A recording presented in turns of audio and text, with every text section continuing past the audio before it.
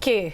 o Tribunal Superior Eleitoral, que é o TSE, que está cuidando das eleições, também está avaliando se é positivo ou negativo, mas com muito mais otimismo, né?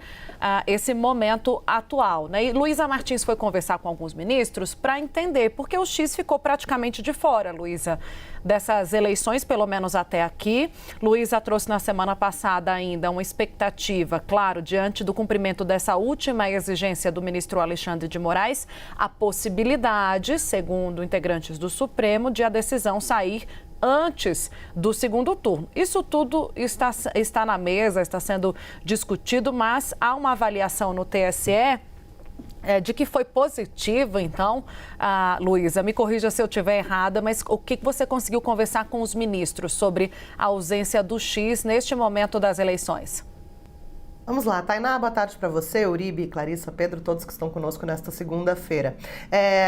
A avaliação ali dentro do Tribunal Superior Eleitoral, Tainá, é de que sem o X,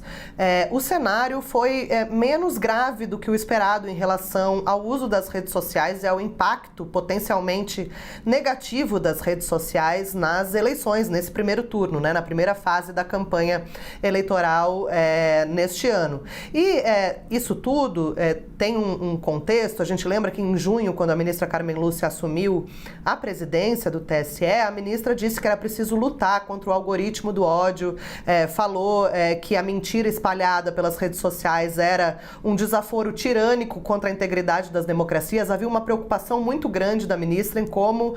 as redes sociais iam impactar negativamente, né, ali o pleito, a campanha eleitoral nos municípios, justamente por esse fator de viralização nas redes sociais e quanto tempo essas informações, enfim, eventualmente inverídicas ou de ataques à democracia poderiam permanecer no ar e acabar prejudicando aí e interferindo na liberdade de voto do eleitor. Passados alguns meses, né, e com essa primeira fase da campanha quase concluída, a eleição acontece agora no domingo, ainda tem alguns dias, mas a boa parte, né, a maior parte da campanha eleitoral já foi, a avaliação do entorno da ministra é de que as plataformas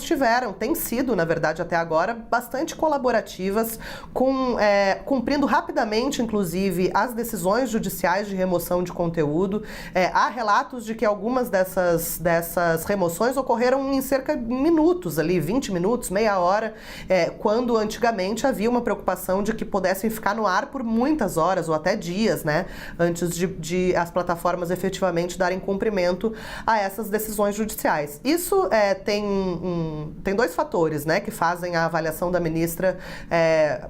a leitura da ministra ser nesse sentido, né? O primeiro é o rigor que o TSE colocou em algumas resoluções que regulamentaram ali, por exemplo, o uso de inteligência artificial, proibiram ali o uso dos deepfakes, né, que também são ferramentas ali de manipulação de vídeos, e em outro sentido, um memorando, né, uma espécie de acordo que as principais plataformas firmaram com o TSE ainda em agosto para aderirem ali àquele centro de combate à desinformação que existe no TSE para remover conteúdos e ter uma parceria mesmo com o TSE para a remoção mais rápida desses conteúdos. Claro que o X sempre foi o ponto mais problemático de todas as plataformas. Como o X ficou maior parte do primeiro turno fora de cena, a avaliação foi de que esse problema se mostrou menor do que o inicialmente esperado. Isso está sendo comemorado dentro da Justiça Eleitoral, mas é claro, se o X voltar para o segundo turno, a avaliação poderá eventualmente ser diferente. Vamos aguardar.